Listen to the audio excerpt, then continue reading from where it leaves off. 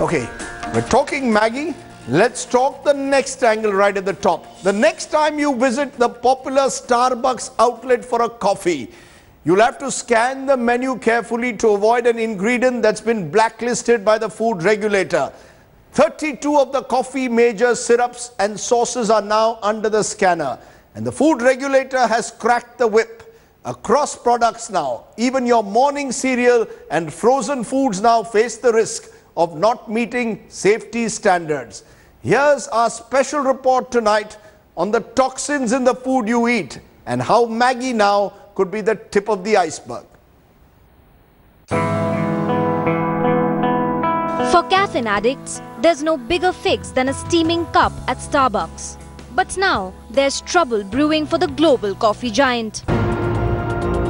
The Maggie muddle appears to have been only a pot boiler for a much wider national crackdown on food and beverages. And this time, it's the mega coffee brand that's on the FSSAI radar.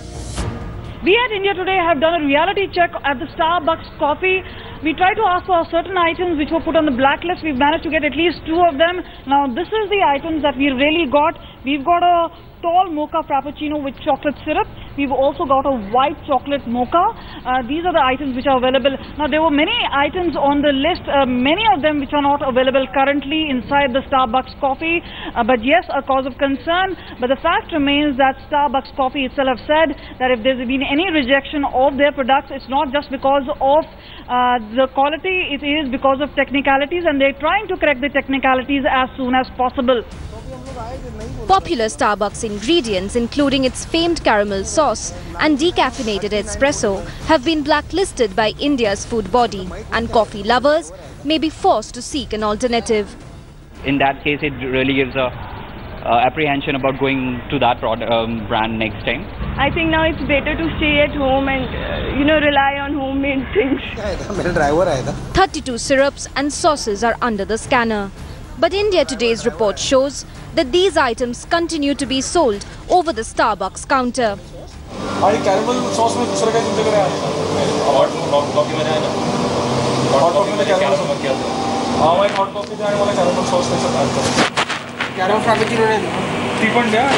As far as the latest list of FSSAI is concerned, so products such as you can say the classic tea, the coffee frappuccino, and you can say the hazelnut syrup of Starbucks are there on the reject list. But the clampdown doesn't end at Starbucks. Even frozen chicken brand Venky's is under the heat of the food body. Cereal brand Kellogg's Special K Red Berries has also failed to meet parameters. While Starbucks maintains that it follows quality standards, is it time for consumers to wake up and smell the coffee? With Kamaljit Sandhu in Delhi and Mayuresh in Mumbai, Bureau Report, India Today. Okay, so now it appears that this war against packaged foods or packed food products could go well beyond Maggie. I just want to get a sense, therefore, as to what can we expect, and is the food regulator going overboard as some are suggesting, or have we just got our food habits wrong? Dr. Shikha Sharma joining me, nutritionist Pradeep Bhattacharya is the former director of the FSSAI. He joined me from Kolkata, and Sagar Kurade is the vice president of the All India Food Processors Association. He's on Skype from Goa. But Pradeep Bhattacharya, it appears if our report is to be believed tonight, and if the FSSAI is to be believed tonight, more importantly, that it's not just Maggie with high MSG and lead, but as many as 500 products, including 32 from Tata Starbucks and a cereal product from Kellogg's, that are on the banned list. Is the FSSAI going overboard as some are suggesting, or do you believe this is much needed? Hello, the question is aimed to me, or? Yes, Mr. Bhattacharya, tell me.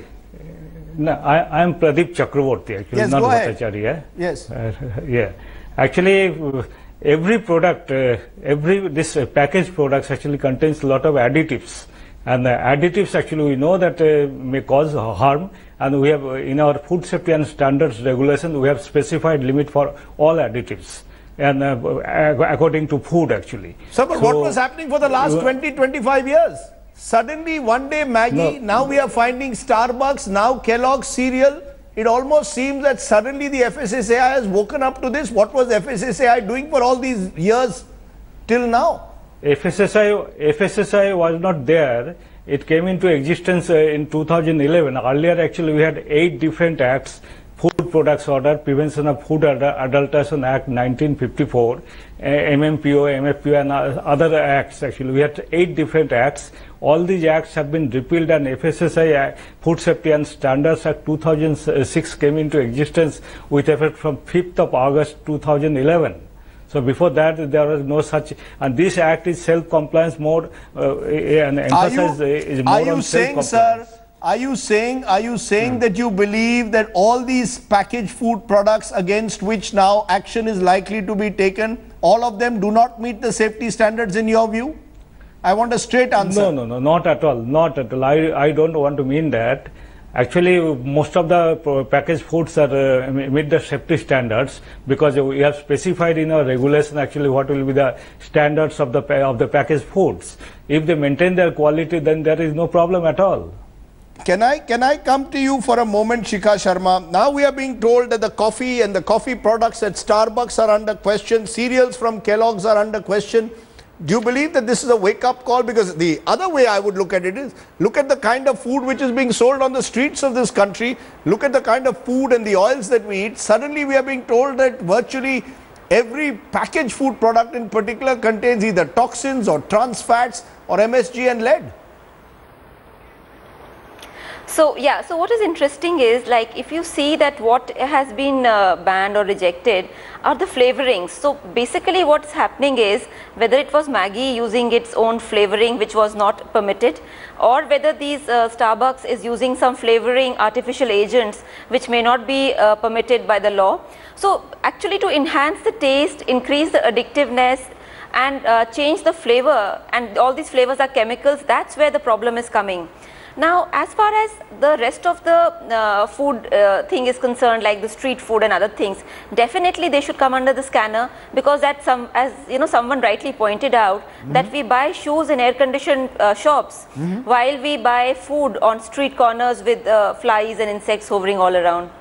You know, can I bring in Sagar Kurade? You know, Sagar Kurade, the All India Food Processors Association website I saw says that our aim is to raise the technical standards of product quality to match global standards.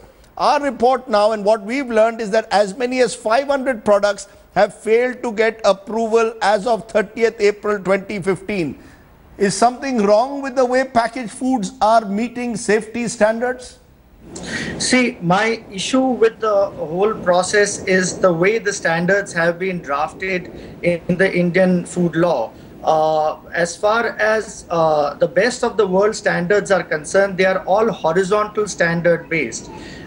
In India, only standards for 377 products have been defined. Now, the problem is not in the number of products that have been defined. The problem is that if you just define the safe limit of ingredients, as Shikha clearly says, then it would be much better for people to be innovative with their products. So hence, rather than defining products of only 377 products, it will be better if the food laws are drafted on horizontal base, where about 10,000 odd ingredients are defined and how much they can go into food products are defined. Do you agree? Do you agree, sir? Do you agree that coffees like Starbucks are using additives, other products are using additives, and this is what, in a sense, to enhance flavor? The packaged food market is a very competitive market, and perhaps many of these products thought that India will not have, you will not have to observe the same standards in India that you have to observe globally. No, I think these are the world's best companies that are trying to offer innovative products in India. The problem is the standards of those products are not available in India. Hence, they have to apply for a product approval, which is under proprietary based category. Now, it would have been much easier, Rajdeep, if 10,000 odd ingredients and their safety limit is defined. Now, a very simple example of this is, if I want to offer orange juice in the country, I have no problem. But as soon as I want to add apple to the orange juice, I need a product approval. And not only the mixing of the two, but also in terms of the quantum I add. So if I add 40% orange juice, I need one product approval. If I add 43% orange juice, I need another product approval. So it becomes a very cumbersome process to get product approval in the country. I'm going to ask one final question to Shikha Sharma. Do you believe, therefore, that the time has come that as a consumer, when I go to a Starbucks, when I go to a, do I need is it incumbent on me as a consumer to be finding out more, or is it incumbent on these products and these packaged product companies in particular to be informing me much more than I know at the moment? See, I think it's incumbent on the product companies and the regulatory bodies to protect the consumer. An average consumer cannot be expected to be so knowledgeable about any product that they can make the right choice. So it is important that the product companies and the regulators together have to find ways and means of making sure there is a safety in the market. In your view, is it unhealthy, unsafe, or do you believe it's a bit of an exaggeration? I think the flavors which they're adding, obviously they're all chemical flavors, right from the ice cream vanilla flavor to the hazelnut hazelnut flavor, they're all chemicals. So somewhere long term they're definitely unhealthy. Not that having a couple of coffees is going to affect immediately, but yes, overall long term chemical is a chemical. Chemical is a chemical. Hopefully we will hear more from Starbucks. They are claiming they are committed to complying with regulations in this country. After Maggi, it seems Starbucks now has much to answer for. Appreciate my panelists joining me at the top here at the news today at 9. Let's